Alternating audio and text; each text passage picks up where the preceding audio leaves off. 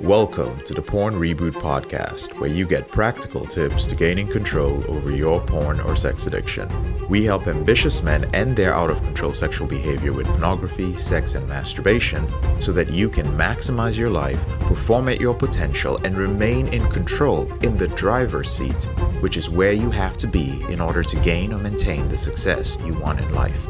I'm your host, J.K. Emezi, certified sex and porn addiction recovery coach. Welcome to the episode. What I'm about to share with you today is going to blow your mind. This is a false belief about addiction that you've been probably harboring for a very long time. Here's the deal. Most men, most people in general, will organically outgrow their addictive behavior over time. Whether it is alcohol, opiates, or pornography, over time, life circumstances, desensitization, maturity, the aging process will lead most human beings to drastically reduce, which you can call moderation if you want to, or end their behavior. But here's the problem. The addiction recovery industry doesn't want you to know this. Personally and professionally, I'll explain why you don't hear me talking about this so much later on in this episode. But let's talk about the addiction recovery industry, which is probably where you learned about the term addiction and addictive behavior. Now, the addiction recovery industry would much rather have you believe that if you don't end whatever your addictive behavior is, let's say it's with sex or pornography or alcohol or heroin or meth or paint, whatever it is, that you will eventually die or end up destitute or in prison if you don't quit. Here's the reality. Some people will never quit. Some people, till their dying day, are going to use drugs, are going to masturbate to pornography, are going to have their behavior escalate.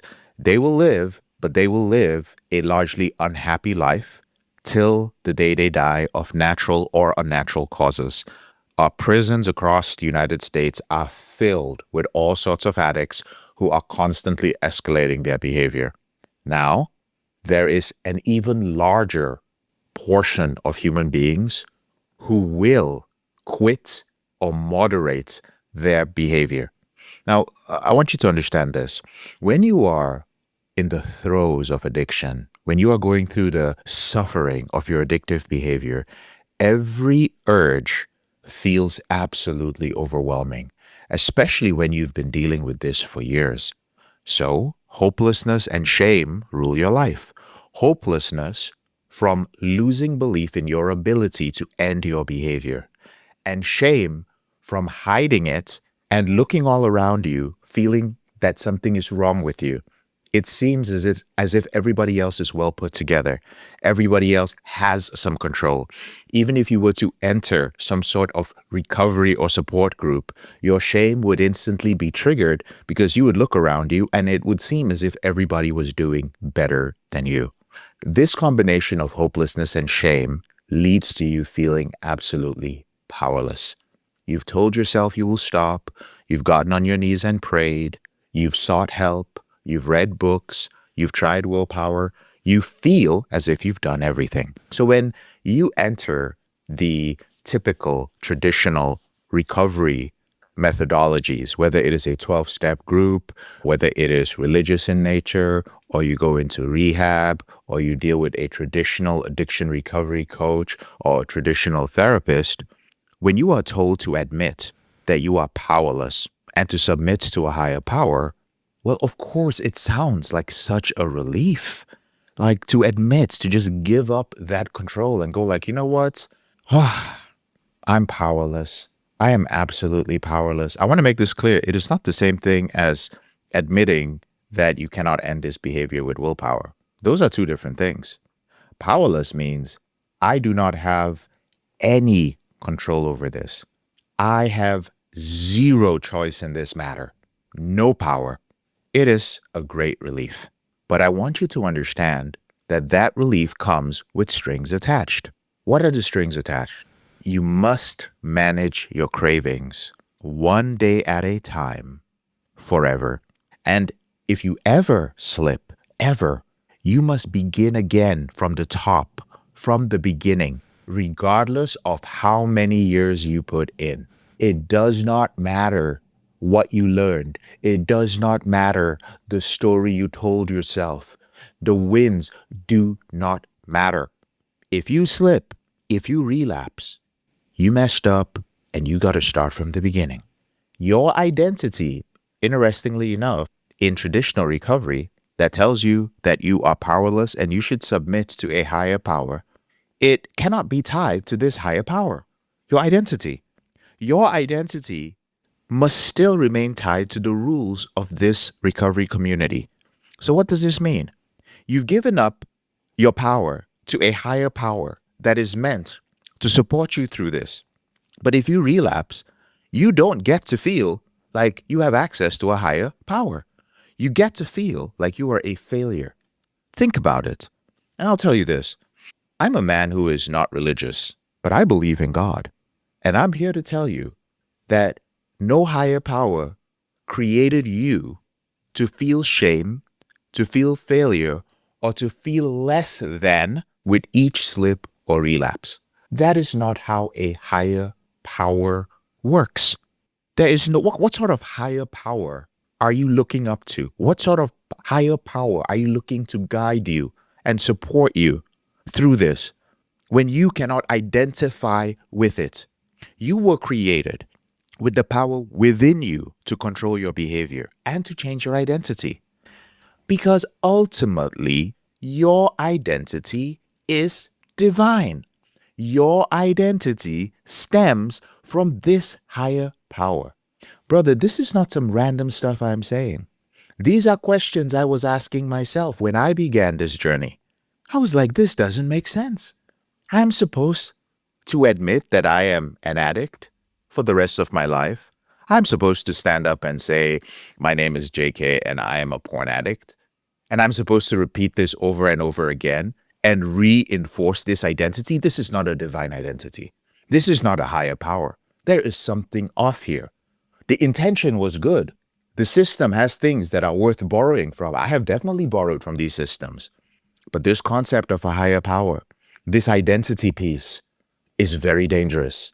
And interestingly enough, it is the very thing that if you do not uproot it from deep within you, whenever that seed was planted, it is the very thing that will keep you stuck to this forever. That is why most addicts resolve their addictive behaviors organically. I'm using the word organically. Because at some point, one of two things is going to happen. You're going to have to make a choice to change, or you're going to die. That's it. You either live with this behavior till you die, you either die in the process of acting out to whatever the behavior is, or you make a choice to change. There is nothing else. That's it. Now, most people make a choice to moderate and control their behavior a little bit, or to stop completely. The vast majority can't tell the difference. Here's what I mean. The vast majority of people who say, hey, when I was younger, I really had a problem with pornography, but in the last 20 years, it took me a long time. I struggled with it, but thanks to XYZ, I stopped the behavior. These people did not go into any formal program like Porn Reboot. They did not go into a 12-step program. They did not work with a therapist. In reality, they still engage in that behavior. It is just no longer compulsive. It is like me. I'll use myself as an example. Oh my God, in my early 20s, I drank like a crazy person. I was driving drunk. At one point, I started going drunk to my little part-time jobs. I was smoking weed all the time. At one point, I was just high all the time. It was like wake and bake and go. And then on top of that, I had this addictive behavior with pornography. And this went on for years. I barely even talk about that side of myself with marijuana or with alcohol, because that part of me resolved itself automatically. I remember getting into my relationship with my girl, the woman I've been with for 16 plus years. I remember getting into a relationship with her, and I told her I was going to stop smoking weed. Well, she said that she was like, I just don't like you smoking weed. And I was like, well, at that point in my life, I decided that I was going to get serious about my life. I was in the maintenance stage. I was in a relationship. I'd gotten an offer to be a director in this company and build my own organization in the company I was in, a part of back then. And so it was something that was on my mind. And I told her I would, but then I still smoked. And we were probably together less than a month. And she'd come into my office and she'd seen a roach, like the butt of a joint. And she started crying. And this was the first betrayal. And it hurt me a lot because I was in the process of changing my values as a rebooted man. And that was it for me with weed. Now, don't get me wrong. Recently, both of us have experimented with edibles. I'm saying experimented. She's experimented with them. But I mean, this is 14 years on, right? So 2 years ago, we were in Colorado, tried some edibles. It was nice. And so once in a while, we've indulged. I have nothing to hide. I'm always going to be straightforward with you guys. Hasn't led to a slip or relapse for me. My point remains. It was not addictive. It was out of my life for 14 years. Same thing with alcohol. I still drink today, but I switched to a 2-drink maximum. That was my rule. Now, we can say a 2-drink maximum, but what if you're getting a double? Is it still a 2-drink maximum over a 12-hour period? All those things come up, but after a decade, does it really matter? No, as long as you're not getting drunk, as long as you're not getting tipsy, as long as you're not inebriated. In general, most people organically let go of their behavior. The things that I mentioned, getting into a relationship, getting serious about your career, realizing that it's hurting your health, having a wake-up call like a doctor saying something like, hey, you got a fatty liver, you got lesions on your liver, your kidneys are failing. Things like this are enough for most people to stop. But if you have been influenced by the recovery community, the recovery religion, as I call it, in your head, you will believe like, oh no, even if your liver is at risk, even if your relationship is at risk, you're still going to engage in that behavior because that is what an addictive behavior is. And I'm here to tell you that that is not the case. Again, there are a subset of people who will continue and one of those two things will happen to them. They will die. One of those two things will happen. But there's another subset of people who have been engaging in that behavior for years, perhaps decades even, who will stop. They will stop because ultimately they come to the realization that this was always a choice. It was always a choice. And in spite of their changed brain chemistry, whatever it is that happened was enough to prompt that change. Now, some of you might be wondering at this point, well, JK, if that is the case, well, why do you keep harping on about why it's so important to end our behavior and how porn will make us dumb and how porn will cause us to lose money and how porn will ruin our relationship? You seem to be a master at all the negative things that will happen to you when it comes to pornography. You're really good at sharing those things, JK. I absolutely am. Because even though there is a higher chance than not of you resolving this issue on your own, you're still going to lose years. You're still going to lose job opportunities. You're still going to lose relationships. And you will lose a lot more that I cannot even imagine during your years of acting out. But forever? Will you keep losing these things forever? No. But what difference does it make if you were at the peak of your addiction at the age of 26, 27, 28, and then you spend 20 years engaging in this behavior and you wake up at 51, 52 years old and you decide to start your life all over? I'm not judging you. If you want to do that, you can do it. But those years are gone and you will never get them back. The reason why we fear that we will live with this behavior forever is because no one has ever told us the truth. No one has ever said that, you know what, you don't need to worry that much about it. It is not a death sentence. You fear it is a death sentence. But if you realize that it would resolve itself on its own eventually, you would relax a little bit. But society cannot have you doing that. The religion of recovery cannot have you doing that. They cannot have people on the streets engaging in addictive behavior. So again, living with this forever is not as common as you think. But it is definitely a fear which is exploited by many elements of the addiction recovery industry. There is an incentive for them to do so.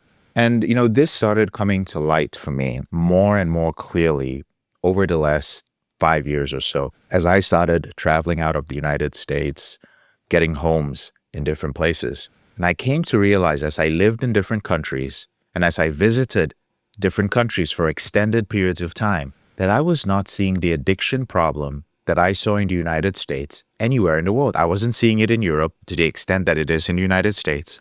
I wasn't seeing it in South America, and I was certainly not seeing it in Asia. Now, we're all human beings. Why is it that the United States has the most number of active drug addicts on the planet? Why is it that the United States has the most rehab centers on the planet? Why is it that the United States has the most therapists on the planet? It is because of the religion of recovery. The recovery industry served its purpose and then started doing damage. People who would have resolved their behavior on their own were sent to rehab. They were sent to rehab and they came out of rehab worse addicts. They came out of rehab with beliefs like if they slipped once, they would go right back to the beginning. They went into rehab without even believing they were addicts. Other people telling them they were addicts. They went in there and they were told that they were an addict and that they were powerless. Do you know the number of people who could have been freed from this? Again, this is not conjecture on my part. We have many men who have become a part of our program who never identified as addicts and who rewired their brain and freed themselves from their behavior. We have many men who came into our program and they were a level 5, level 6. That was the first time they heard about it. They're like, Jake, you're the first person I heard. And they heard me talk about this being an addictive behavior, but they had never worked with anybody. They came straight into the program and they ended their behavior. If they had gone anywhere else, the chances of them still being in our program, still slipping and relapsing would be very high. In fact, it is men who have been through 12-step programs. It is men who have been through other therapeutic interventions. It is men who have been through rehab that are the ones who are most likely to struggle in our programs because we have to deprogram your beliefs about addiction recovery. So like I said, I was going to address the reasons why I emphasize the impact of this behavior on your life and why I have a sense of urgency about you ending your behavior, especially if I have said that chances are it will resolve itself. It's simple. It is because time is our most valuable resource. It is the resource we take for granted the most. Today and this moment could very well be any of our last moments. Today could be my last day, and today could be your last day. But we do not take enough time to appreciate the moment. Most men who quit pornography on their own spend about 10 to 13 years at the minimum working on it on their own. Why so specific? Well, I've only coached men for about 13 years. And it is only in 2023 and then in 2024 that men who had quit working with me, that means men who about a decade ago, men in 2012 and men in 2013, who had told me, JK, you know what, I'm just going to use willpower. Men who had spoken to me, they were like, man, I receive your emails, I listen to you, and you know what, I'm just going to do this on my own. I just don't think your system is going to work for me. Years later, that's 2012, 2013, in 2023 and 2024, we started receiving a lot of emails, a lot of messages from men I'd spoken to way back then, finally telling me that they were porn free, telling me like, hey, I came across your stuff. I'm surprised that you were still around. I just thought you were just going to be one of those guys who shows up and makes some money and disappears. I didn't know you were for real, blah, blah, blah, blah, blah, blah, blah. And now they are porn free. Too many of them for it to be a coincidence. And in fact, this morning, I'll send out an email in a couple of days. This morning, I received yet another email from a brother who said that it was 2013 when he first spoke to somebody from our company. And it's only now that he's starting to gain control of his behavior. Now, the truth is most of them are also exaggerating because I know that most of them still view pornography. They just don't view it compulsively. But they're saying like, you know what, I'm in control of my behavior. I am not judging them. You get to define your own reboots. As long as you are not engaging in this behavior compulsively And if for you that means completely quitting pornography, which would be my recommendation, and that is what we aim for when you're in the porn reboot system, then that is wonderful. Now, with the porn reboot system, let's get real about a few things as I wrap this up. It takes a year and a half to 2 years using our system to end your behavior permanently, to rewire your brain, and to go through the process of changing your habits, living them as a lifestyle, and finally changing your self-image and your identity. On occasion, some men get sidetracked by traumatic events, usually. Some men just get sidetracked because they choose to get sidetracked. They get into a relationship and they feel that belief that if I'm in a relationship, then I'm going to be free of my behavior shows up. And a few months into the program, they dip out. They come back years later. A few others get to the middle stage of their reboot, and it's the most control they've had for a very long time. And so they decide that, hey, with this level of control, I'm just going to go ahead and focus on my other goals in life. I know you guys say that there's still a late stage and a maintenance stage, but honestly, I feel quite functional now, and I've never felt this way. So I'm just going to go ahead and focus on those things and no longer prioritize my reboot. Well, they inevitably end up slipping or relapsing. And sometimes they come back and sometimes they become those men that I talked about. They will live their lives and they will either die or they will resolve it on their own, but many years later. But they will be doing it no longer from the middle stage of their reboot. They will likely go back to the early stage of their reboot and live like that for many years. But even if some men spend up to 4 years, this includes getting sidetracked, believing that a relationship will save them. Sometimes men even believe that religion will save them. They get converted to Christianity or Islam. There's this energy that fills them as a new convert. Nothing wrong with that. I believe in God. I pray. I'm just not religious. But again, I want them. I say, hey, you're feeling a certain way. There is a change in your brain chemistry. Religious conversion is a very powerful thing, but that is not the same thing as being spiritual. It is just a conversion event. And after a while, your brain is still going to normalize. Unfortunately for many men, and to their disappointment and now their increased shame because they've taken on the identity of a religious person, they do not come back for a while because they feel they have failed their new religion. If you are one of those men, by the way, who had a religious conversion experience, I encourage you to continue with your religion. Do what works for you. But if you slipped or relapsed, I want you to know that you did not betray your religion. You did not sin. Sin is simply missing the mark. That is the definition. It is okay, and there's no shame in reaching out and saying like, hey, I really thought this was the deal. You are not betraying God by coming back to the porn reboot system and saying that, hey, I might have been wrong when I said that converting to Christianity or being saved led me away from my behavior. None of those things make you any less human. If anything, your religious experience and your connection to God and your spirituality should let you know the limits of your humanity so that you can give yourself space to respect the divine. There is no shame in it, my brothers, those of you who are in that situation. Now, if you get sidetracked by one of those things, and it takes you about 4 years using the system to reboot, even those 4 years are worth it. Why? Because one thing I can assure you within the porn reboot system is that we make sure every man is simultaneously working on every area of his reboot capital. That is financial, emotional, mental, spiritual, and physical reboot capital. So it took you 4 years to permanently end your behavior with pornography. But you came out of it with a wife, with a mid-six-figure income, with 12% body fat, and with a group of ambitious, growth-minded male friends, as well as a deeper relationship with God and the universe.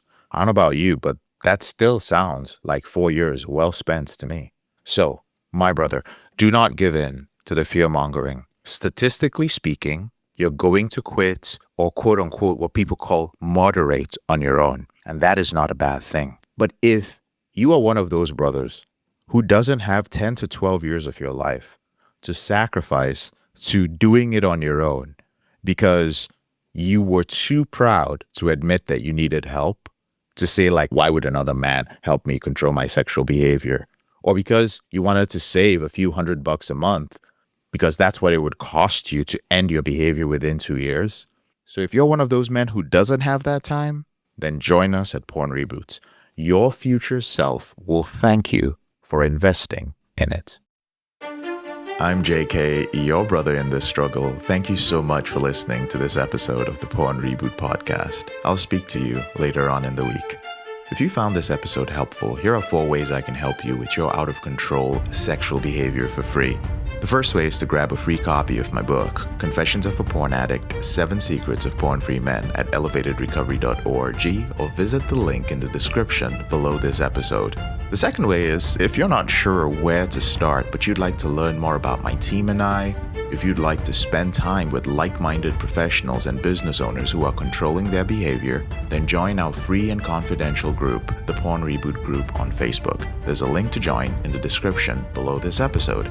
The third way is if you need help right now because you have a burning issue, your behavior with pornography is hurting you mentally or emotionally, you're about to lose your relationship, you want to live up to your potential, be an authentic man, and free yourself from shame, guilt, and underachieving, then click on the link in the description below this episode that says free coaching call. And the fourth way is to leave us a 5-star review if you enjoy this podcast, so that we can reach more men who are struggling in silence and bring back the lessons we learn from coaching them to freedom.